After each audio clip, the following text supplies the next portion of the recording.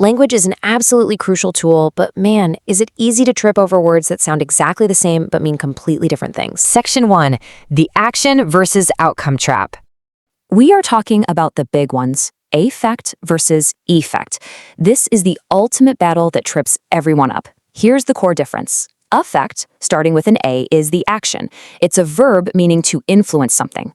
Effect, starting with an E, is the noun. That's the actual result or outcome of that action. So simply put, action versus outcome. And this brilliantly illustrates how they function in reality. Think about it. Lack of sleep affects your health. It's actively doing something to it, right? But contrast that with the effect of stress is serious. Here, we're looking at the resulting outcome. Action on top, outcome on the bottom. Easy. Moving right along to Section 2. Single letter, total meaning shift.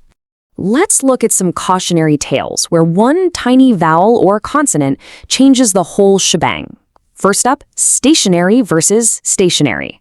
Stationary, spelled with an A near the end, means not moving. It's totally parked. But stationary with an E, that's your writing materials. Just remember E for envelopes, and you're golden. How about principal and principal? Principal, ending in PAL, is the head person. Just remember, the principal is your pal. Meanwhile, principle, ending in PLE, is a foundational rule or a fundamental belief you live your life by. Next, we've got compliment with an I, which means giving someone praise. Like, you look great today. On the flip side, compliment with an E means to complete something or make it absolutely perfect. Think of a great wine that perfectly complements a nice dinner. Oh, and we definitely can't forget lose and loose. If you drop an O, lose means to misplace something, like losing your keys, or failing at a game. But add that second O back in, and loose just means your shirt isn't tight. I want you to really visualize how this single letter shift functions in real sentences. Catch the rhythm and contrast here. The car is stationary versus I bought stationery. The principal called a meeting versus honesty is a good principle. She gave me a compliment versus this color complements your dress. And finally, don't lose your keys versus this shirt is loose. Literally one letter, completely different message. So the crucial point is you've got to train your eye to catch these tiny details. Here's a quick visual cheat sheet mapping out those 4 pairs we just went through. Locking in these precise meanings is exactly how you permanently avoid that single letter trap. Okay, on to Section 3. Time, space, and money. Let's move to and see how this builds, because abstract concepts get jumbled all the time. First, economic versus economical. Economic refers broadly to the giant economy. Think global trade or GDP. But economical? That just means saving money or being a bit thrifty.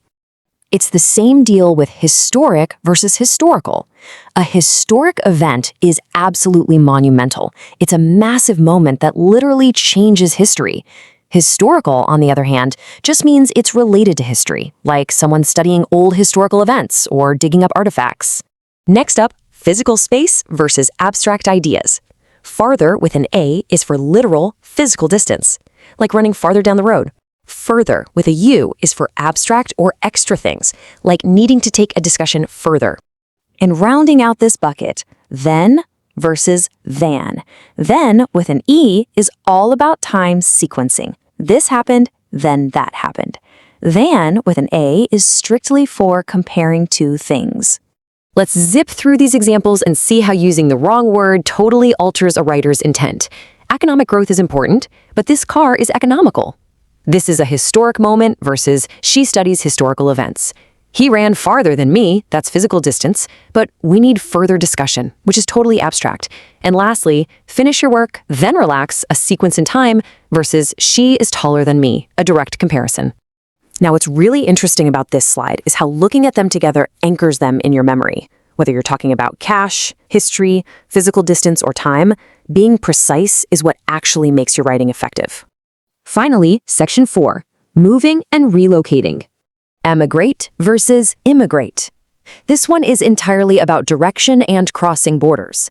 Emigrate, starting with an E, is the act of exiting or leaving a country. Immigrate, starting with an I, means coming into or entering a new country. Let's visually show the starting point versus the destination here. He emigrated from India, he exited. She immigrated to Canada, she entered. It describes a journey, just from two totally different geographical perspectives. And with that, we've officially conquered all 4 of our vocabulary buckets.